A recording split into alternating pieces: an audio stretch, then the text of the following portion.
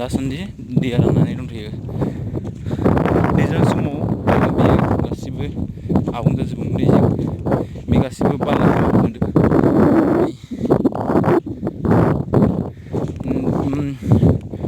बे दैया बे बुरलुंबुथुर दैमाया गासै खमैबो 10 to 15 किल'मिटारसो गोलाव। बे बुरलुंबुथुर दैमाया जोंनि गामिनि खोलाहाजों थानाय जायगायानो। बेहायनो नोंथांमोना नुनो मोनो सावगारिफोरखौ, समायना समायना सावगारि। दे हाय जायगाबो नोंथांमोना नुनो हाबाय। नै बेनो बुरलुंबुथुर दैमाया। गोबां आबादारिफ्रा बेहाय आबाद मावो। जेब्ला बेयो दुफां बोथोरनि समावबो आबाद मावो आरो सम सम बेहाय मटर, बुट, दालि, ओमफ्राय खिस्रि आरो गोबां गार', ओमफ्राय गोबां आरो विन्टार सिजोनाव जानाय मुलाफोरखौबो बैफोरावहाय थानाय लांदां लांदां जायगायाव मैगंफोरखौ गायो। बेजोंनो जोंनि खाथि खाला थानाय गामिफोरा गावनि जिउनि संसारखौ बारहोयो खुंनानै। नोंथांमोनखौ आङो दानि सम देखायनो नाजाबावगोन। नोंथांमोना नुनो हागोन गोबां रोखोमनि बेहाय नाबो मोननाय जायो। सम सम गिदिर गिदिर बारलि, रौ बायदिसिना गोबां माने गुबुन गुबुन हादरनिफ्राय फैनाय नाफोरखौ नोंथांमोना नुनो मोनगोन। सिंगि बेफोरखौथ' मोनखागोन। मा बुङो, रौ, बारलि बेफोरखौ मोनखागोन। दा नोंथांमोनखौ आङो आरो ससे देखायबावनो नाजागोन। मोनसे बाथ्राखौ फोरमायनानै जोबोद मोजां मोनो दि नोंथांमोना बेनो सनितपुर डिस्ट्रिक्टनि लास्ट बर्डार। बेखौ बारयोबा नोंथांमोना बेनिफ्राय आरोबाव 10 किल'मिटारसो गोजान थांनायनि उनाव बेनिफ्राय 5 किल'मिटारसो गोजान थांनायनि उनाव नोंथांमोना बेनिख्रुइ बांसिन गिदिरबाव बुरलुंबुथुर दैमा मोनगोन। बिनि बुरलुंबुथुर दैमाया बिराद गोथौ आरो बिराद गुवार। बेखौ बारनाय लोगो लोगोनो नोंथांमोना बेहाय मोननायनि लोगो लोगो बेहाय नगाव डिस्ट्रिक्टखौ नोंथांमोना मोननो हागोन। जोंनिफ्राय बारा गोजान जाया नगाव डिस्ट्रिक्टआ। आं सनितपुरनि जोबथा जायफोर बर्डार, बेखौ लाथानाय बर्डार, बेहाय नोंथांमोनखौ दायो देखायनो नाजागासिनो। बेनो जाबाय जोंनि बुरलुंबुथुर दैमा। नोंथांमोना नुनो मोनबाय बेहाय बहुद समायना समायना जायगाफोर दङ। दायो नोंथांमोना बालिखौ नुनो मोनगोन। नोंथांमोनखौ दायो जोबोद मोजां मोजां गोथां गोथां सावगारिफोरखौ देखायनो नाजागोन।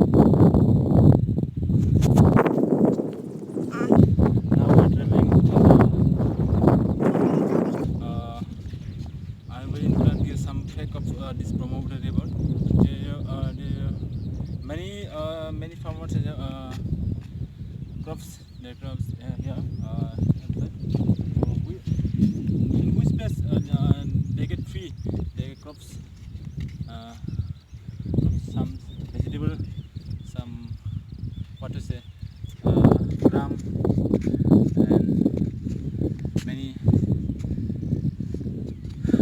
things.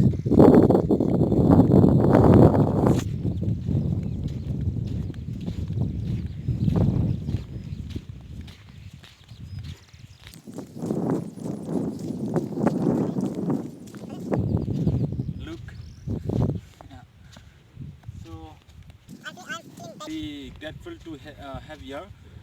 This is the last place of Sonitpur district. After that, you will, if you pass this way, after you will get Hing, and after that you will get to Nagaon district. This is the last place of Brahmaputra river and last place of Sonitpur district area.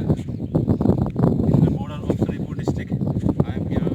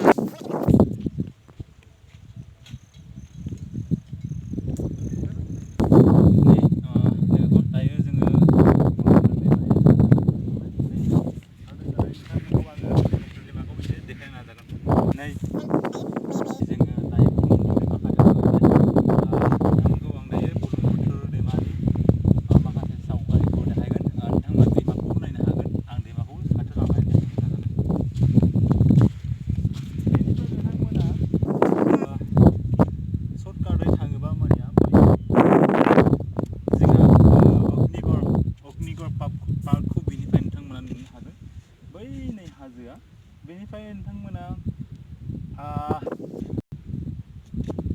स्रां स्रां समाव नोंथांमोना बेनिफ्राय भुमरागुरि दालांखौबो नोंथांमोना नुनो हागोन। कार्बि हाजोखौबो नोंथांमोना बेनो जाबाय जोंनि नगाव डिस्ट्रिक्टआ बैफोर बे मोनसेयाव बुरलुंबुथुर दैमाया गिदिर बेनि उनाव बैहाय आरोबाव गोबां गिदिर मोनसे दंबावो बियो खमैबो किल'मिटार 2 गोलाव गिदिर बिनिख्रुइ बांसिनबो जानो हागौ आं दासिम जौगास'वाखै खिन्थु बे दैमाखौ बारोब्लानो नोंथांमोना नगाव डिस्ट्रिक्टखौ मोनथारगोन। नै नोंथांमोना नायना लादो बेनो बुरलुंबुथुर दैमाया जायखौ आसामिसफ्रा ब्रह्मपुत्र होननानै बुङो एबा बरलुइट होननानै बुङो।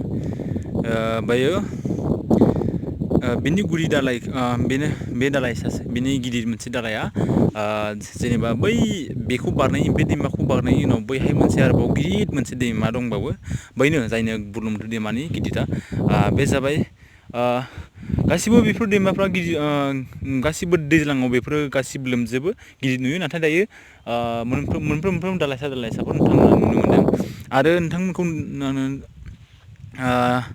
देखायनो मोननानै जोबोद मोजां मोनोदि बेनिफ्राय बांद्राय गोबांसिन जाया जोंनि तेजपुर बान राजानि थावनिखौ नोंथांमोना नुनो हागोन। बेनिफ्राय नोंथांमोना नुनो हागोन बै नै अग्निगड़ हाजोखौ बिनिफ्राय बांद्राय गोजान नङा नोंथांमोना बेखौ नुनो हागोन। बेनि उनाव भुमरागुरि दालां जायो दायो आसामनि 3rd लंगेस्ट ब्रिज जाबाय दालां सिगां सराइघाटआ सिगां गोलावसिनमोन उनाव बे भुमरागुरि दालाङा नैथिमोन नाथाय दायो बे धलासदिया जायखौ दालांखौ बानायनिफ्राय बे 3rd पजिसन मोनबाय बिनि जोंनि तेजपुर सहरखौ नोंथांमोना बेनिफ्राय नुनो हागोन।